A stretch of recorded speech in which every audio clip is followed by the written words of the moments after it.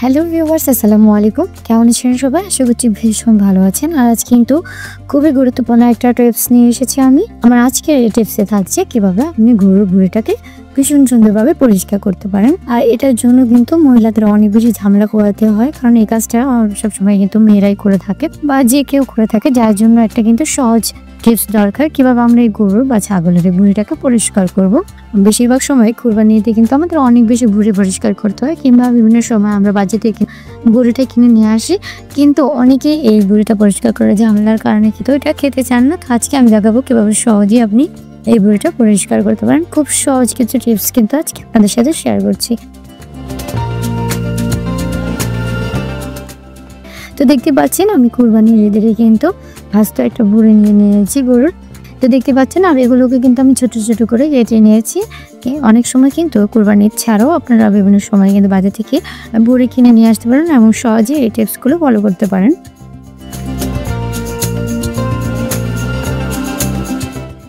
তো দেখতে পাচ্ছেন কতগুলো ভুঁড়ি কিন্তু আমি এভাবে নিয়ে নিয়েছি, আর এগুলোকে ছোট ছোট করে কেটে নিয়েছি।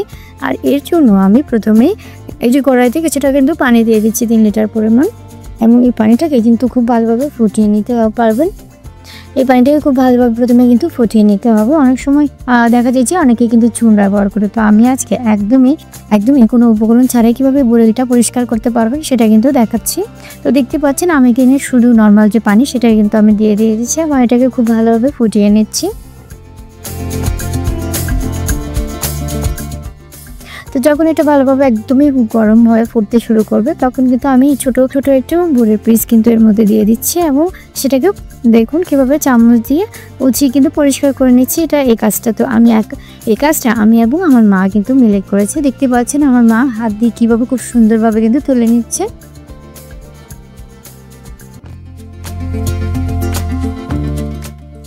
যেগুলো একটু মোটা হয়ে থাকে সেগুলোকে এভাবে চামচ দিয়ে একটু জোর দিয়ে কিন্তু আপনি দিলে খুব সুন্দরভাবে কাজটা করে নিতে পারেন।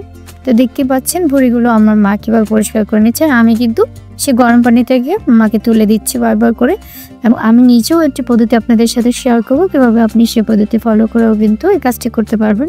তো দেখতে পাচ্ছেন ভুঁড়িগুলো কতটা সুন্দরভাবে কি ময়লা আবরণটা উঠে যাচ্ছে ভুঁড়িগুলো থেকে। আপনি পানিটাকে খুব ভালোভাবে গরম করবেন, এবং পানিটার ভিতরে এই ভুঁড়িটা যখন দিবেন তখন কিন্তু খুব বেশি এটাকে রাখা যাবে না। যখনই দেখবেন দেওয়ার সাথে সাথে এই চামড়াগুলো দুপাশ দিয়ে ভাঁজ হয়ে আসবে, তখন কিন্তু এটাকে তুলে নিতে হবে উল্টে পাল্টে। হাত দিয়েও কিন্তু একদম তুলে নেওয়া যাচ্ছে খুব সুন্দরভাবে।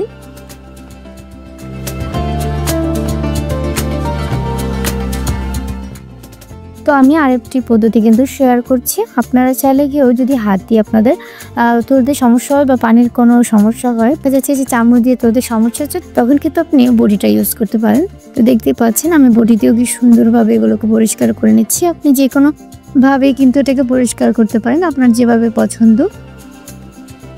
তো আমি যে দুটো পদ্ধতি দেখাচ্ছি সেই দুটো পদ্ধতিতে কিন্তু এই ভুঁড়িটাকে খুব সুন্দরভাবে পরিষ্কার করা যাবে। এতে কিন্তু স্বাদের কোনো পরিবর্তন হবে না, একদমই যে যতটা একটা স্বাদ পাওয়া যাবে সেটাই কিন্তু আপনি পেতে পারেন।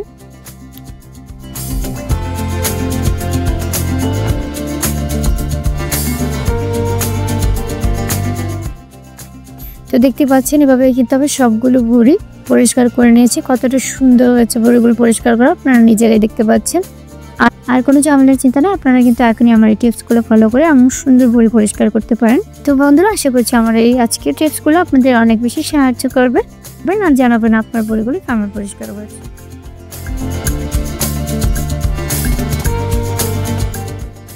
দেখা হবে বন্ধুরা আবারও সব নতুন ভিডিওতে। সবাই অনেক বেশি ভালো থাকবেন। আল্লাহ হাফেজ।